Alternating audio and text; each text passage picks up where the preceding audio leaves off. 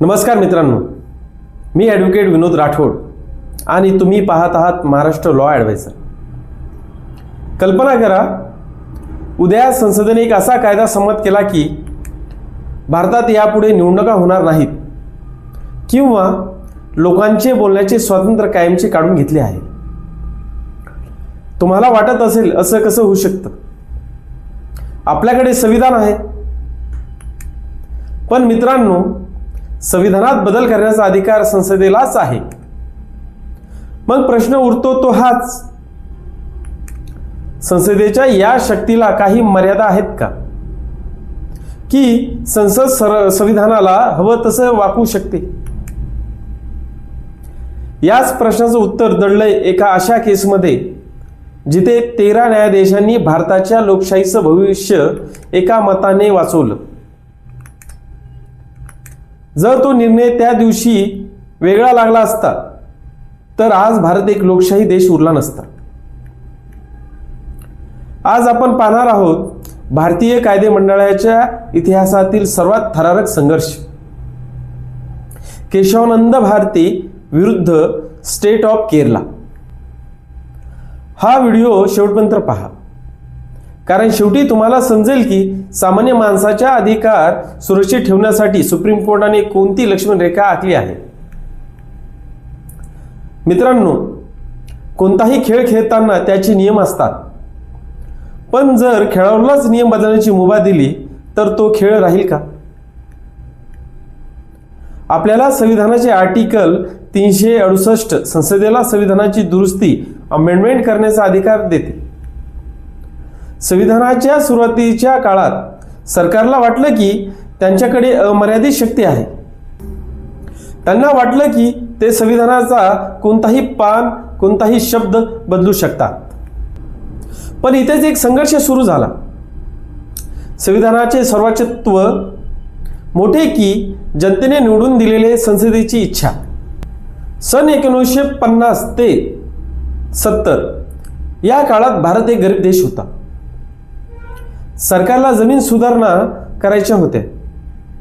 श्रीमंतांच्या जमिनी गोरगरिबांना वाटायची होती. पण इथे एक अडथळा होता, फंडामेंटल राईट्स, मूलभूत अधिकार. तेव्हा संपत्तीचा अधिकार, राईट टू प्रॉपर्टी, हा तुमचा मूलभूत अधिकार होता. जेव्हा सरकार जमीन घ्यायला जायचं तेव्हा लोक कोर्टात धाव घ्यायचे. कोर्ट म्हणायचं, तुम्ही मूलभूत अधिकार हिरावून घेऊ शकत नाही.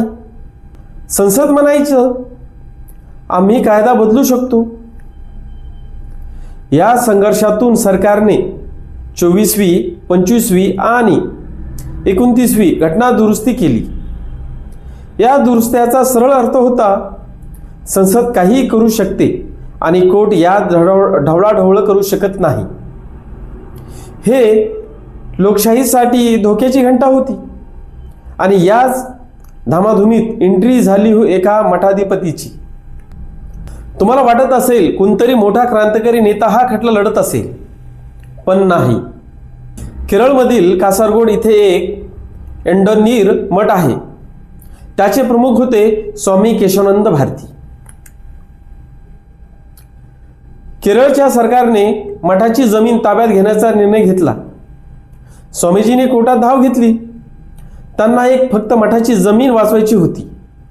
पण त्यांचे वकील, महान कायदेतज्ञ नानी पालखीवाला यांनी या केसला एक वेगळंच उंचीवर नेऊन ठेवले. त्यांनी कोर्टाला विचारले, आज तुम्ही एका मठाची जमीन वाचवत नाही. आज तुम्ही हे ठरवत आहात की संसदेला संविधानाचा आत्मा मानण्याचा अधिकार आहे. हा खटला इतका मोठा झाला की सुप्रीम कोर्टाला आपल्या इतिहासातील सर्वात मोठे बेंच बसवण्याची वेळ आली. 13 न्यायाधीश सलग 68 दिवस सुनावणी चालवली. 24 एप्रिल 1973 हाच तो निकालाचा दिवस. निकाल काय लागला? 7 विरुद्ध 6. फक्त एका न्यायाधीशाच्या मताने भारताचा इतिहास बदलला. कोर्टाने सांगितले, संसद तुम्ही संविधानाच्या दुरुस्ती करू शकता, पण तुम्ही संविधानाचा मूलभूत ढाचा, बेसिक स्ट्रक्चर नष्ट करू शकत नाही. संसदेला वाटलं होतं की त्यांनी पूर्ण विजय मिळवला, पण सुप्रीम कोर्टाने त्यांच्या हातावर एक लक्ष्मण रेषा ओढली होती. आता सर्वात महत्त्वाचा प्रश्न, हा बेसिक स्ट्रक्चर म्हणजे नक्की काय आहे? कोर्टाने सांगितलं की संविधानाचे काही असे खांब आहेत ज्यावर अख्खी लोकशाही जी उभी आहे. जर तुम्ही हे खांब काढले तर संविधान कोसळेल. उदाहरणार्थ, लोकशाही उद्या संसद स्वतःला राजा घोषित करू शकत नाही. भारत हा सर्व धर्माचा देश राहील. संसद कोर्टाचे अधिकार संपवू शकत नाही. आणि मुक्त निवडणुका, कोर्टाने स्पष्ट केलं की संसद घर दुरुस्त करू शकते, रंग देऊ शकते, पण घराचा पाया फाउंडेशन उघडून टाकू शकत नाही. काही लोकांना वाटलं की हा फक्त कागदी निर्णय आहे, पण 1975 मध्ये जेव्हा आणीबाणी इमर्जन्सी लागू झाली तेव्हा या निर्णयाची खरी ताकद समजली. सरकारने कोर्टाचे पंख कापण्याचे प्रयत्न केले, पण बेसिक स्ट्रक्चरच्या ढालीमुळे कोर्टाने लोकशाही पुन्हा उभी केली. 1980च्या मिर्नेवा मिल्स केसमध्ये कोर्टाने पुन्हा ठणकावून सांगितले की संसद ही एक संविधानाचे अधीन आहे, संविधान संसदेच्या अधीन नाही. तर मित्रांनो, आज आपण जे मोकळेपणाने बोलत आहोत, मत देतो आणि आपल्या हक्काची मागणी करतो, त्यामागे या केशवानंद भारती केसचा खूप मोठा वाटा आहे. ही केस आपल्याला शिकवते की सत्तेला कितीही बहुमत असलं तरी संविधानापेक्षा मोठं कोणीही नाही. जर तुम्हाला हा व्हिडिओ माहितीपूर्ण वाटला असेल तर तुमच्या मित्रांसोबत हा इतिहास नक्की शेअर करा, कारण कायदा माहीत असणे हीच खरी शक्ती आहे. अशाच कायदेशीर माहितीसाठी पाहत राहा महाराष्ट्र लॉ ॲडवायझर. सबस्क्राईब करायला विसरू नका. मी ॲडव्होकेट विनोद राठोड तुमची रजा घेतो. जय हिंद, जय महाराष्ट्र.